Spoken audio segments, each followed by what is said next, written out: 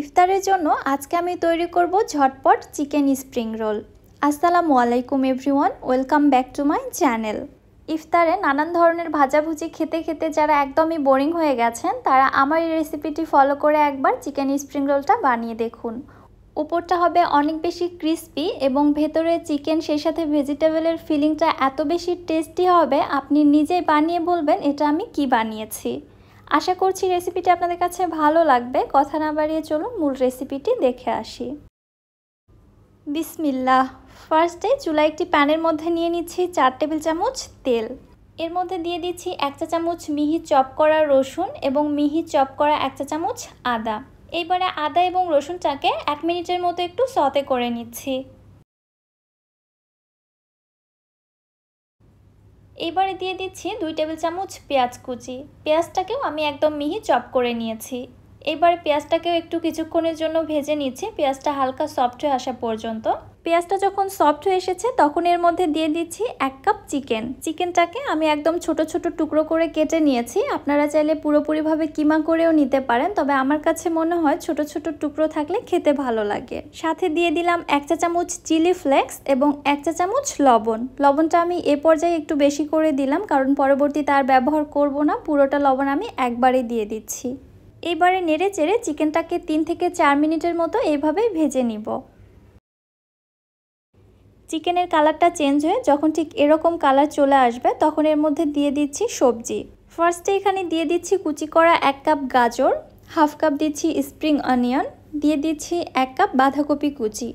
আমি এখানে যে বাঁধাকপিটা ব্যবহার করেছি আপনাদেরও যে এটাই করতে হবে তা না, আপনারা সবুজ কালারের বাঁধাকপিটাও ব্যবহার করতে পারেন। তবে এখন এই বাঁধাকপিটাই অ্যাভেলেবল পাওয়া যাচ্ছে, সবুজটা দেখা যায় না।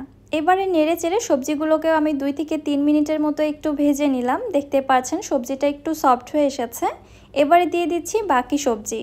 এখানে আমি নিয়েছি 3 কালারের ক্যাপসিকাম, লাল, সবুজ, হলুদ।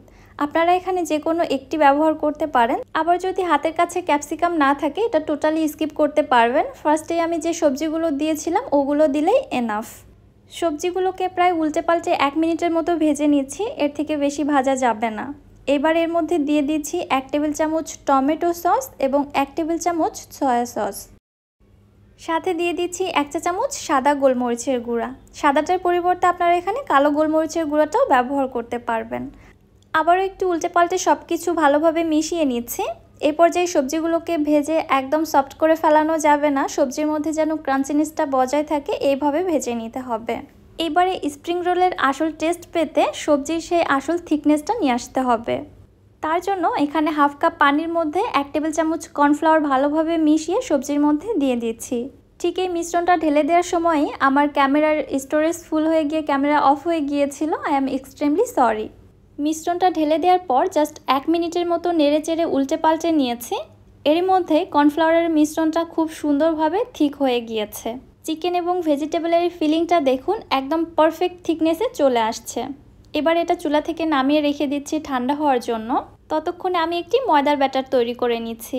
এখানে 3 টেবিল চামচ ময়দার মধ্যে অল্প অল্প করে পানি অ্যাড করে দিয়ে আমি একটি ঘন মিশ্রণ তৈরি করে নিচ্ছি। এটা পরবর্তীতে আঠার মতো কাজ করবে। সো মিশ্রণটা অনেক আঠালো এবং স্মুথভাবে তৈরি করে নিতে হবে। দেখতে পাচ্ছেন আমি ঠিক এই ঘনত্বের একটি মিশ্রণ তৈরি করে নিয়েছি। এটাকে এক সাইডে রেখে দিচ্ছি। এবারে স্প্রিং রোলগুলো বানানোর জন্য এখানে আমি বাজারে কেনা ফিলো পেস্ট্রি শিট অথবা সমুসা শিটটা ব্যবহার করছি। আপনারা চাইলে হোমমেডটাও ব্যবহার করতে পারবেন। এবারে কিভাবে স্প্রিং রোলগুলো ভাজ করব আমি ওইটা আপনাদের দেখাচ্ছি। পরিমাণ মতো পুর নিয়ে এইভাবে শিটের এক সাইডে দিয়ে দিলাম। এইবারে শিটের 4 সাইড থেকে আমি ময়দার মিশ্রণটাকে খুব ভালোভাবে লাগিয়ে দিচ্ছি এবং একটু পুরু করে বা চ্যাপ্টা করে দিতে হবে যেন ভাজটা দিতে অনেক সুবিধা হয়। এবারে দেখুন সাইড থেকে এইভাবে আমি শিটটাকে মুড়িয়ে নিচ্ছি। এবারে ঠিক পেছন থেকে যেখানে পুরটা রয়েছে ওইখান থেকে আমি এইভাবে ভাঁজ দিয়ে নিয়ে আসব। এটা তৈরি করা খুবই সহজ, আহামরি কঠিন কিছুই না, একবার দেখলেই বুঝতে পারবেন। এই স্প্রিং রোলটা তৈরি করা হয়ে গিয়েছে। আমি আরও একটি পদ্ধতি আপনাদের দেখিয়ে দিচ্ছি।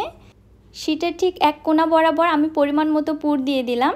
এবারে আমি একটু ভাঁজ দিয়ে নেওয়ার পরে এইভাবে সাইড থেকে আবারও ভাঁজ দিয়ে নিচ্ছি। আপনারা দেখলেই বুঝতে পারবেন এটা আসলে বলে বোঝানোর মতো কিছু না। এইবারে যে ফাঁকা অংশগুলো রয়েছে ওইগুলোতে আমি ময়দার মিশ্রণ লাগিয়ে দিচ্ছি। এইভাবে আবারও পেঁচিয়ে নিয়ে আসছি। দেখুন খুবই ইজি এই প্রসেসটাও। আমার এই স্প্রিং রোলটাও ভাজ করা হয়ে গেল, দেখতে পাচ্ছেন এটাও অনেক বেশি পারফেক্ট হয়েছে। আমি আগের প্রসেসে সবগুলো স্প্রিং রোল ভাজ করে নিয়েছি, এবারে আমি কিভাবে ফ্রোজেন করব সেটাও দেখিয়ে দিচ্ছি। মজার বিষয় হচ্ছে এই স্প্রিং রোলগুলোকে আগে থেকে ডিপ করে নিতে হয় না, জাস্ট সরাসরি একটি এয়ারটাইট কন্টেনারে রেখে ডিপ ফ্রিজে সংরক্ষণ করে রাখা যায়। বক্সের মধ্যে যে স্প্রিং রোলগুলো আমি ভরিয়ে নিলাম এগুলো ডিপ ফ্রিজে সংরক্ষণ করে রেখে দিচ্ছি এবং বাকি স্প্রিং রোলগুলো আপনাদের ভেজে দেখাচ্ছি। চুলায় একটি প্যানের মধ্যে পরিমাণ মতো তেল নিয়েছি। তেলটা খুব বেশি গরম না করে যখন কুসুম গরম পর্যায়ে চলে আসবে ঠিক ওই পর্যায়ে স্প্রিং রোলগুলোকে তেলের মধ্যে দিতে হবে, কারণ অতিরিক্ত গরম তেলের মধ্যে স্প্রিং রোলগুলোকে ছেড়ে দিলে স্প্রিং রোলের গাগুলো খুব একটা বেশি মসৃণ হয় না, ফোসকা পড়ে যায়। আমি প্রায় 5 থেকে 6 মিনিট উল্টে পাল্টে স্প্রিং রোলগুলোকে ভেজে নিয়েছি, দেন তারপরে তেল ঝরিয়ে উঠিয়ে নিলাম। দেখতে পাচ্ছেন কত পারফেক্ট হয়েছে স্প্রিং রোলগুলো। ভেতরটা চিকেন এবং ভেজিটেবলের পুরের ঠাসা, উপরটা ক্রিস্পি, খেতে জাস্ট অসাধারণ। আমার এই রেসিপিটি ফলো করে বাসায় একবার জাস্ট আপনারা চিকেন স্প্রিং রোলটা বানিয়ে দেখুন, সবাই খেয়ে আপনার শুধু প্রশংসাই করবে। তৈরি করতেও খুব একটা বেশি ঝামেলা নেই, খুবই সহজভাবেই তৈরি করা যায়। আর রমজান মাসে একদিন বানিয়ে তো সারা রমজান মাস পর্যন্ত সংরক্ষণ করে রেখে দিতে পারবেন। জাস্ট ইফতারের আগে বের করে ভেজে সার্ভ করবেন। বাচ্চা থেকে বড় সবাই এটা খুবই পছন্দ করবে। যাকে আপনি একবার এইভাবে বানিয়ে খাওয়াবেন আমার বিশ্বাস সে আপনার কাছে বারবার রিকোয়েস্ট করবে এইভাবে বানিয়ে খাওয়ানোর জন্য। ভিডিও ভালো লাগলে চ্যানেলটি সাবস্ক্রাইব করে দিয়ে পাশে থাকা বেল আইকনটিতে ক্লিক করে রাখবেন আমার পরবর্তী ভিডিও নোটিফিকেশন সবার আগে পাওয়ার জন্য।